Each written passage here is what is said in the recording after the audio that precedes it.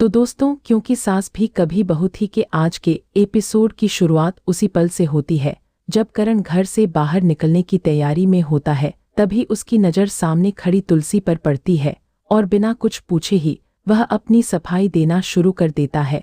वह कहता है कि उसकी एक जरूरी क्लाइंट मीटिंग है, इसलिए वह बाहर ही डिनर करेगा और देर से लौटेगा। साथ ही घरवालों से कहता है कि कोई दरवाजा बंद न करे। यह सुनकर मिहिर प्यार से उसे सलाह देता है कि उसे थोड़ा कम काम करना चाहिए, लेकिन करण हंसते हुए जवाब देता है कि उसे तो और ज्यादा मेहनत करनी चाहिए। इतना कहकर वह वहां से निकल जाता है।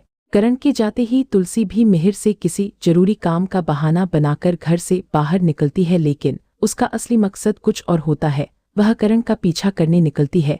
अगले ही दृश्य में करण मालाबार हिल के उसी फ्लैट के सामने पहुंचता है और घंटी बजाता है। थोड़ी दूरी पर तुलसी छिपकर सब कुछ देख रही होती है। दरवाजा खुलता है और सामने वही महिला नीति खड़ी होती है जिसकी तस्वीर गौतम ने भेजी थी। नीति बड़े प्यार से करण का स्वागत करती है और उसे अंदर ले जाकर दरवाजा बंद कर देती है। यह सब देखकर तुलसी के मन में सवालों का तूफान उठता है। अगर यहाँ नीति रहती है तो फिर कल यहाँ मधु क्यों थी? तभी उसे समझ आता है कि कल का पूरा ड्रामा एक सोची समझी साजिश थी। तुलसी साहस जुटाकर डोरबेल बजाने बढ़ती है, लेकिन अंदर से आती करण की हंसी सुनकर उसके कदम रुक जाते हैं। वह खिड़की के पास जाकर अंदर झांकती है और जो देखती है उससे उसका दिल टूट जाता है। अंदर करण और नीति खुशी खुशी डिनर की तैयारी कर रहे होते हैं। करण मजाक में पूछता है कि सिर्फ 4 लोगों के लिए इतनी सारी प्लेट्स क्यों लगाई गई हैं?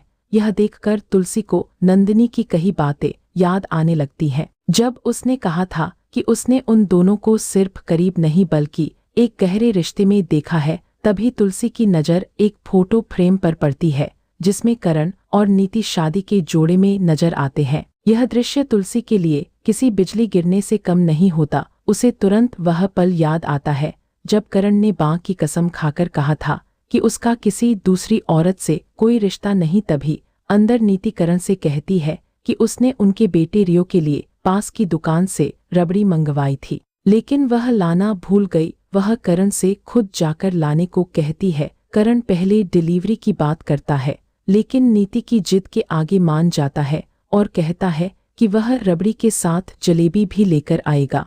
जैसे ही करण बाहर निकलता है, तुलसी दरवाजे के पीछे छिपी होती है और वह उसे देख नहीं पाता। उसके जाने के बाद तुलसी वहीं खड़ी रह जाती है। उसके दिमाग में नंदिनी की बातें गूंजने लगती हैं। करण का अफेयर, उसका बेटा, उसका दोहरा जीवन। उसे अपना ही विश्वास याद आता है जब उसने नंदिनी की बातों को गलतफहमी कहा था। उसे करण की झूठी कस्में याद आती हैं। इसी बीच फ्लैट का दरवाजा खुलता है और नीति बाहर आती है। वह तुलसी को देखकर हैरान होती है और पूछती है कि क्या वह ठीक है। फिर उसे अंदर आने के लिए कहती है। सदमे में डूबी तुलसी बिना कुछ कहे अंदर चली जाती है। जैसे ही वह फ्लैट के अंदर कदम रखती है, उसकी नज़र फिर उसी शादी की तस्वीर पर जाती है। तभी नीति पूछती है कि उन्हें सादा पानी चाहिए या ठंडा। तुलसी बस इतना कहती है, ठंडा। जब नीति पानी लेने जाती है, तभी तुलसी की नज़र एक और तस्वीर पर पड़ती है। यह एक फैमिली फोटो होती है जिसमें करण, नीति और रियो मुस्कुराते नजर आते हैं।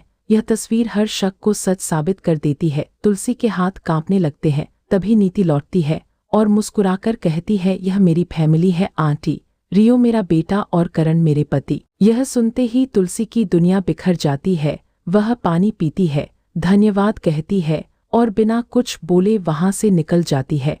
इसके बाद कहानी कैफे में पहुंचती है जहां परी, उसकी बेटी गरिमा और उसका दोस्त आर्यन बैठे होते हैं। गरिमा खाना खा रही होती है और परी उसे जल्दी करने को कहती है क्योंकि बाहर बारिश हो रही है। गरिमा मासूमियत से जवाब देती है कि उसका मुंह छोटा है, इसलिए वह जल्दी कैसे खा सकती है। उसकी बात सुनकर आर्यन हंस पड़ता है और उसकी तरफदारी करता है। दोनों की हल्की फुल्की नोकझोंक के बीच अजय और उसका बेटा सनी वहां पहुंचते हैं। सनी दौड़कर परी को गले लगाता है, फिर गरिमा के साथ खेलने चला जाता है। अब टेबल पर सिर्फ परी, अजय और आर्यन रह जाते हैं। तभी आर्यन को गौतम का फोन आता है। गौतम उसे करण पर नजर रखने के लिए धन्यवाद देता है। फिर अचानक परी से शादी का प्रस्ताव रखता है। वह कहता है कि दोनों तलाकशुदा हैं, एक दूसरे को समझते हैं, हमउम्र हैं और अच्छे दोस्त भी, इसलिए क्यों न इस दोस्ती को जीवन भर के रिश्ते में बदला जाए। आर्यन इस बात से पूरी तरह चौंक जाता है और सोचने के लिए समय मांगता है। उधर अजय परी से कहता है कि वह तभी आगे बढ़ेगा जब परी भी बढ़ेगी। तभी परी अचानक कहती है कि वह आगे बढ़ चुकी है। आर्यन के साथ यह सुनते ही अजय के होश उड़ जाते हैं। वहीं आर्यन भी यह बात सुन लेता है और सोचता है कि शायद परी उससे शादी करना चाहती है। अजय टूट जाता है। उसे अपने और परी के पुराने पल याद आने लगते हैं, लेकिन परी यह सब जानबूझकर कहती है ताकि अजय अपनी जिंदगी में आगे बढ़ सके। वह कहती है कि अब दोनों को अलग रास्तों पर चलना होगा। अजय पूछता है कि क्या आर्यन भी उससे प्यार करता है। परी साफ कहती है कि उसे नहीं पता, लेकिन वह अपने फैसले पर अड़िग है। इसी दौरान आर्यन लौट आता है और स्थिति को सामान्य बनाने की कोशिश करता है। फिर परी जल्दी से वहां से निकल जाती है। अजय अकेला बैठा रह जाता है, पूरी तरह टूटा हुआ। दूसरी ओर तुलसी शांतिनिकेतन लौटती है।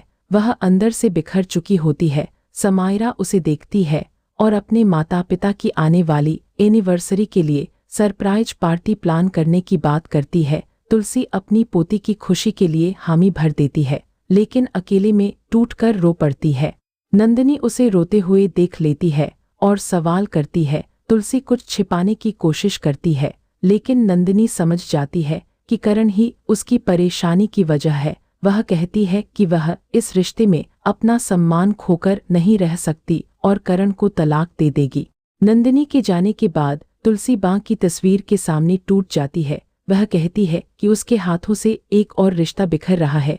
उसे सबसे ज्यादा दर्द इस बात का है कि करण ने बाँ की झूठी कसम खाई। तभी मिहिर वहां आता है और तुलसी की आंखों में आंसू देखकर घबरा जाता है। वह पूछता है कि क्या हुआ, लेकिन तुलसी के पास कोई जवाब नहीं होता और इसी दर्द भरे, खामोश और भावुक मोड़ पर आज का एपिसोड समाप्त हो जाता है। तो दोस्तों, आपको आज का कौन सा सीन सबसे ज्यादा असरदार लगा, कमेंट में जरूर बताएं। अगर आप इस शो के फैन हैं तो हमारे चैनल को सब्सक्राइब करना न भूलें और बेल आइकन जरूर दबाएं। हम फिर मिलेंगे अगले अपडेट के साथ। धन्यवाद।